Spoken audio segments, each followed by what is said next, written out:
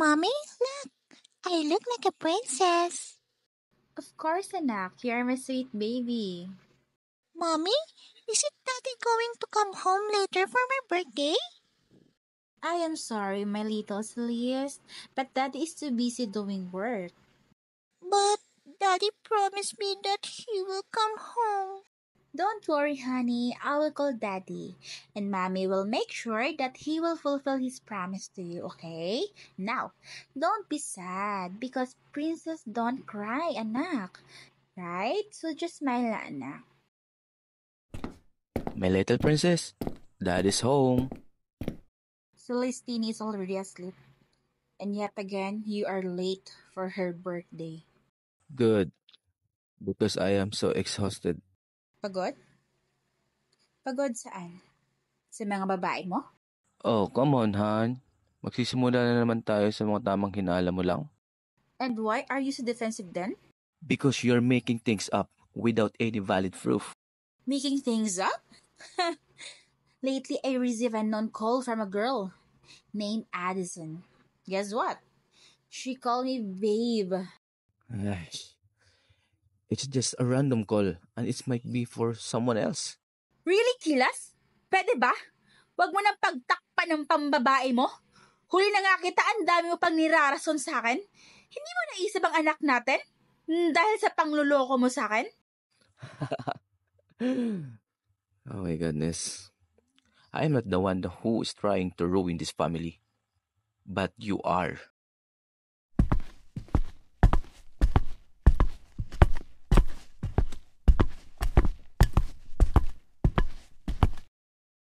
Celestine! Celestine, anak, nasaan ka? Ibalik ko yung anak ko. Anak ko, Celestine, nasaan? Maawa kayo, ibalik ko yung anak ko. Mahahanap rin kita, anak.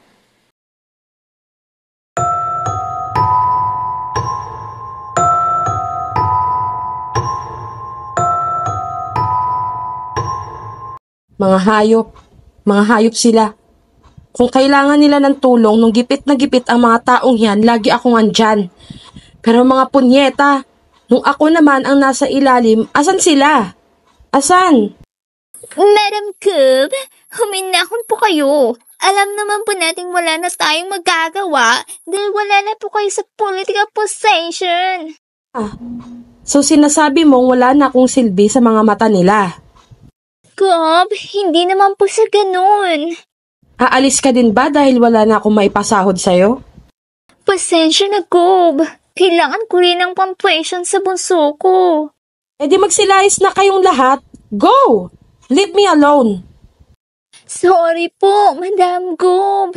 Mga walang silbi. Mga inutil. Hello, my dear friend. I thought you might need some help. OMG, sis. I thought you'll abandon me too.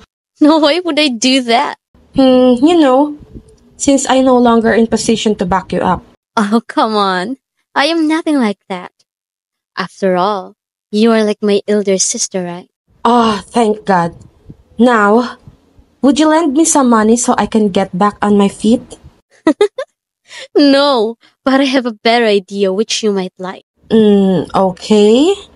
1 billion pesos. That you can take home, non-payable, all yours. All you need to do is play a game. A game? You know I do business and not a game. Well, if you change your mind, you can come to this address.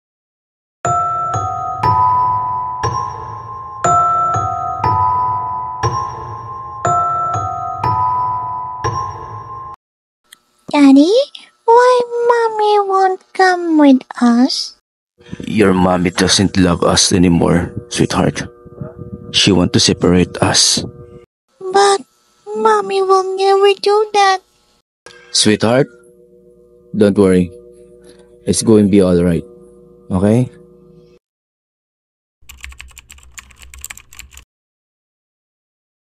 Sir, hindi mo pwede gawin sa akin ito. But I already did.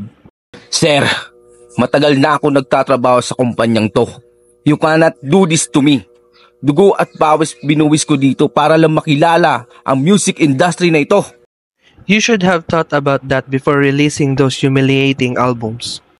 Sir, may anak akong inaalagaan at may mga utang pa akong dapat bayaran. Then why not let your daughter marry a rich man so you can get money to pay your debts? Or how about you let me have a one-night stand with your daughter? Then maybe I can rehire you as a janitor. How dare you? Walang pwedeng bumastos sa anak ko. Naiintindihan mo o wala?